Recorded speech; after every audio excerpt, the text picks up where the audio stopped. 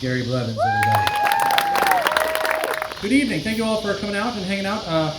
The audio was fine, and then the cicadas came. Locusts, or whatever these things are. I'm not really sure. Well, thank you all for coming. I wanted to tell a story tonight that is a little bit different than other stories that I've told in the past, if you've heard stories from me before.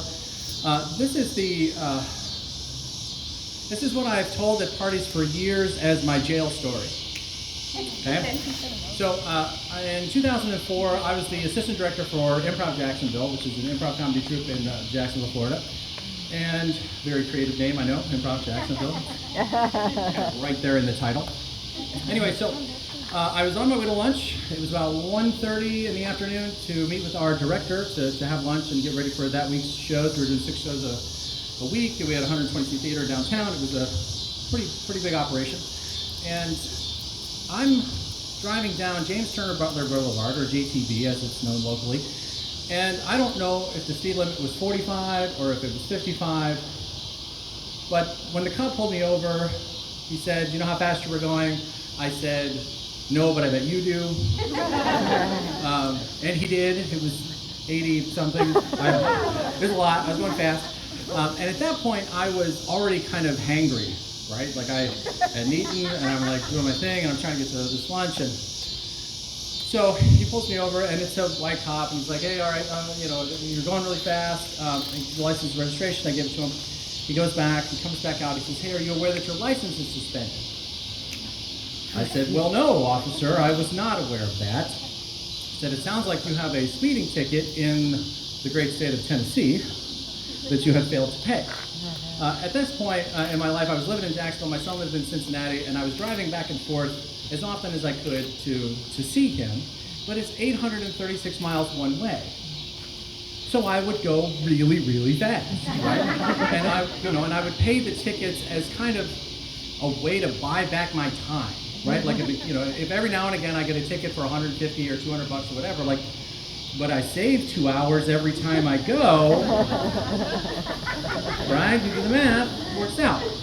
So, but apparently I had forgotten to pay this particular ticket, which is unusual because I, knowing that they were coming, I kept track of how many points I had. I knew that if I got to 12, I was going to just spend it. Like, when you play this game, like, kind of how all this kind of shit works, right? So, anyway, so couples mirror says, "My license is suspended. I forgot this ticket in Tennessee." And he's like, "Yeah, maybe I think we can probably let you go." And just then another cop car pulls up behind him, and an officer gets out with stripes on his arm. And he's like a 6'2" black dude, and he's the sergeant. And I can see the look on my cop's face, like, "Oh, this is not great." And says, "Sir, I need you to get out of the car." Okay. So I get out of the car, and he says, "Well, in the state of Florida, if you're pulled over with your license suspended, we have to take you to jail. Not, you can't drive away, not you got to have somebody come and pick you up or call an Uber or whatever it is, you got to go to jail." Okay, great. So he turns me around, or I turn around. I'm not trying to resist. I'm annoyed by the whole thing, but I'm not trying to resist. I turn around and he cuffs me, and of course I've never been handcuffed like this before. Mind your business. Mind your business. So I do it wrong, right? Like the way to do it, if this should happen to you, lesson learned from your friend Gary, put your wrists together instead of this way. Don't go this way, go this way. Anyway, so I do it wrong, so they're incredibly uncomfortable. They're not supposed to be comfortable, but they're more uncomfortable than they need to be.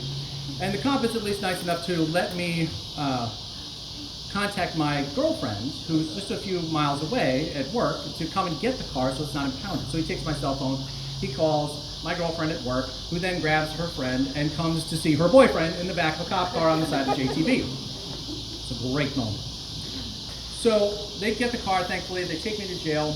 I go to jail, and I'm just waiting at some point for somebody to say, "All right, you've been to jail, you can go now." Right? I'm like, this is so, like, just goofy to me. So, but no, I'm in a holding cell with like 20 other guys, and I'm getting booked. Like, well, shit. So finally they call me up, and it's picture, the whole bit. Fingerprints, all of it. And I'm, just kind of cooperating, just kind of going through the motions, more just, and honestly, kind of working in comedy at that time. I'm kind of looking at it for sketch material. Right? Like, this is weird. I don't know what this is about. So they booked me, and now here's your jumpsuit, right? They put me in the green. I got to change my socks and my underwear, the whole bit. It's just bizarre to me, and I'm in a green jumpsuit, so clearly I'm not dangerous, I guess, or I'm target, one or the other. And they give me my bedroll and my little kit. I'm wearing a full beard at the time. So when I walk in, I got my kit. Now I'm in cell block C. The jail is a hexagon, right? And there's a tower in the middle so they can see into all of the cell blocks. In cell block C, and I'm in cell 44, which is on the second floor. And I walk in, I look, I find my cell, and I start heading up the stairs, and I get to my cell, and I drop my stuff down, and this kind of younger black guy, skinny guy, steps in the door, and he says, hey man, I see you wearing a full beard. Do you mind if I have your razor? They've given me a safety razor to shave with as part of the kit. And he's got an orange in his hand. Now it's like 4:30, I still haven't eaten. I said, sure, you can have it, but can I have the orange you got? I'm not in my cell 45 seconds, I've made my first jail deal. Right? I watched Oz, I know how this works. So I'm like, all right, fine. So I give him the razor, he gives me the thing, I eat I eat the thing. And I step out onto the balcony, and I'm looking down, and there's, of course, like a common area kind of in the middle of all this, and it's got the metal tables with the stools attached underneath. And there's some guys down there playing cards. Now, I had worked in casinos for years, and as you heard before, I run Board Game Nation, so games is kind of my thing. So I see him down there playing cards, and the same guy that I'd made this trade with is standing there, and I said, hey, what are they playing? And he said they're playing spades. I said, okay, I know how to play spades, not a big deal. I said, how do you get in the game? He said, well, you just go down there and ask him. And he said that with some trepidation.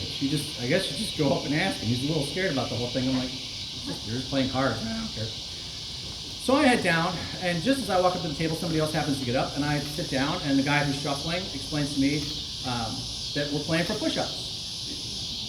And I said, so we're just talking about push-ups, right? This isn't like code for some other shit, right? This is just push-ups. He says, yeah, man, it's just push-ups. I said, how many? He says, 26, because it's a 26-point game. And he says they're playing hearts. I missed the part where they said they were playing hearts.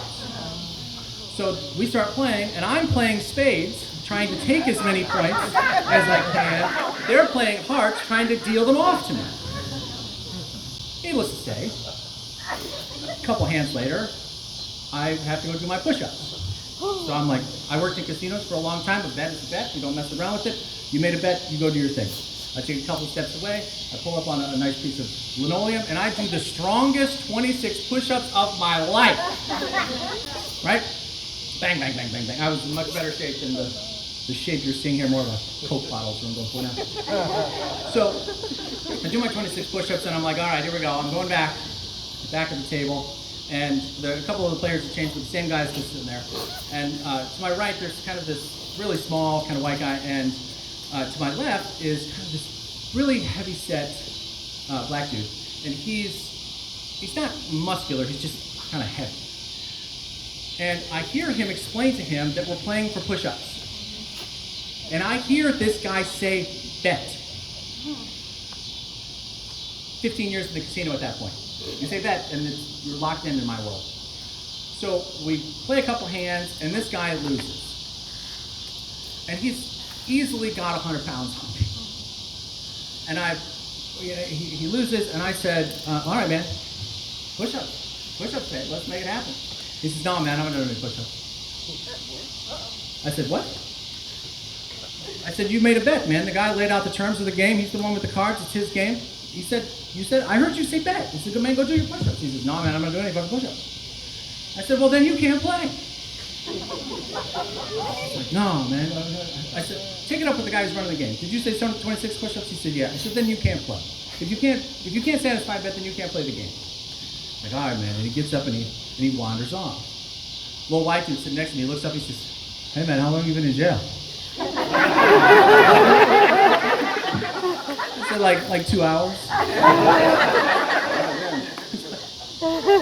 So we play for a little while longer, and then now it's finally time for dinner. And again, I'm starving to death, so food finally comes, and everybody lines up, they get their trays, and everybody's kind of sitting at communal tables. And for dinner is roasted chicken, a peach cobbler, peas, and a cup of unsweet iced tea that's about this big. That's room temperature.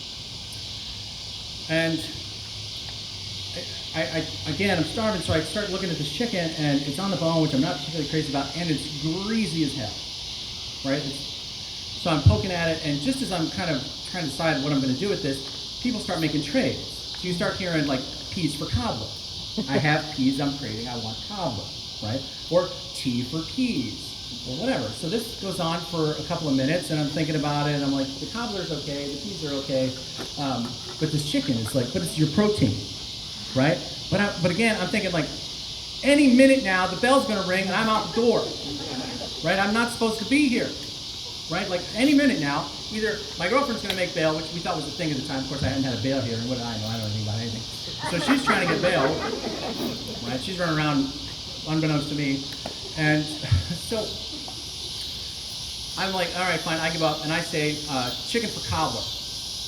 Dude sitting right next to me, bam, scraping it off. He didn't care that I'd taken 3 bites out of that thing. He knew that the protein was more valuable. But I just wanted something that I could eat. Everybody kind of starts to simmer down. From across the room, you hear somebody say, ask for chicken. And you have never heard a room full of grown men get quieter in your life. Boom, dead silent. Again, ask for chicken. He's more exuberant the second time. I was like, God damn. And this is when I learned the difference between jail and prison. That's the difference, right? No takers for this guy. So that kind of simmers down, and everybody finishes eating, and now it's we go back playing cards for a while, and nothing really happened. And then it was time for lights out. Like, it's like 9:15 or 9:30 or whatever it was, time for lights out. And I'm like, why am I still here? This is ridiculous. So I get up into my cell, and there's a dude there that I, didn't really talk to very much. And the lights dim. They don't go out, of course, because, they want to be able to see in. So the lights go down to maybe 20% or whatever. And the bedroll is, of course, like sleeping on a bag of sand. I think it actually may have been a bag of sand. And my door slams, and I'm like, what the hell? And so I decide that obviously my paperwork is sitting on somebody's desk, and we need to move this process along. So I get up from my bunk, and I stand in the cell door, and I stare at the guard forever. Right? I just stand there and I stare at the door. Because my theory is that he's going to see me standing there. Right? He's going to see me standing there, and he's going to be like, what's up with the dude in 44? Right? Like, obviously something's wrong. So I stand there and I'm staring at him, and he's probably 100 feet away, but I can see him like look up at me every now and again. Right? I'm like, I'm making progress. Right? So I stay the course. 4 hours later, I'm still standing there. It's 1 o'clock in the morning. Cell 44B. Grab your stuff and let's go. All right. Now I grab my stuff and I head out the door, and I get all checked out. Now when you check in, I said it like it was a hotel. When you get arrested, when I got arrested, I had a couple hundred, maybe $300 worth of cash on me. Now when they let you go, they do not give you that money back.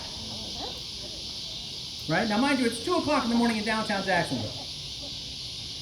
They gave me $20 in cash and a check for the rest. Do you know what you can do with $20 in downtown Jacksonville at 2 o'clock in the morning? Nothing legal. I promise you that. So I gotta I can't get a cab because I don't have cash to pay a cab, and I live 45 minutes away. So I walk across to the Adams Mark, which is a beautiful convention hotel. And I smoked at the time, and of course I hadn't had a smoke in like however long I'd been in jail, so I was kind of, that was also got me ramped up. So I walk into the Adams Mart, and I find a drink, and I find a payphone, and I call my wife, or my girlfriend, now wife. She stayed with me after all that bullshit, you can believe that. So she's on her way to get me, but now I gotta stand at the Adams Mart and wait for somebody to come and pick me up. And I'm standing outside, and I'm just chain smoking. and some conventioneers that had come out from one of the parties come out. And I, not ever having met a stranger, I strike up a conversation, and I say, hey guys, where are you from? And they start to tell me, I said, what's the convention? And they said, we're with the National Correctional Facility Workers Union. They're all jail guards. They're all prison guards at this thing. And I said, well, that's funny, I just got out of jail. And they laugh and they make some joke, did you get out legally, or do we need to take care of it? I said, no, I got out legally, everything's okay.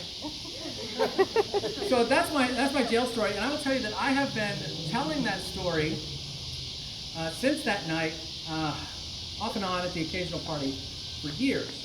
And of course, getting arrested and going to the cell block and getting in that card game and all of that, none of those things are the best thing ever.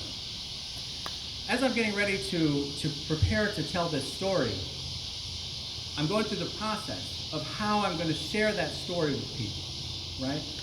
And thinking about my audience and thinking about where we're going to be and what's different between now and 2004. And as I go through that process, I look back and I think, when I got pulled over, would that white cop have let me go had I been black? When the black cop showed up and said, take him to jail, when the white cop was going to let me go, what did that black cop know that I didn't in that moment about the white cop? When I walked into that cell block, it was 90% black people. Jacksonville's 40% black, 60% white, 90% of the people in that cell block were black. I walked in there with 100% confidence, knowing that my privilege would protect me. I have friends, people of color, that have gone into jail on less charges than I went in on, and were there for years. For years. I was annoyed from jump that I was there. So what's the best thing ever? This process of going back and examining what your role was in this situation. When I made that guy get up from that table, when I told that guy that he couldn't play, how much shame did that guy feel? He didn't not do the push-ups because he was trying to watch on his bed. He couldn't do it. He wasn't physically capable of doing the push-ups. So that was a guy just trying to make a connection with people. That was a guy that felt lonely. And when I sent him away, what did I do to that guy? Right? Like, what role did I play in the people that I touched through the course of that story? So what's the best thing ever? An audience like you that will come out on a Friday night and listen to cicadas, crazy stories like this one in a parking lot on a Friday night. Because it gives people like us the opportunity to examine our part in the stories that we tell, and examine where we are and what we're doing in the moment as we tell the story and as we look back on our roles in it. Thank you.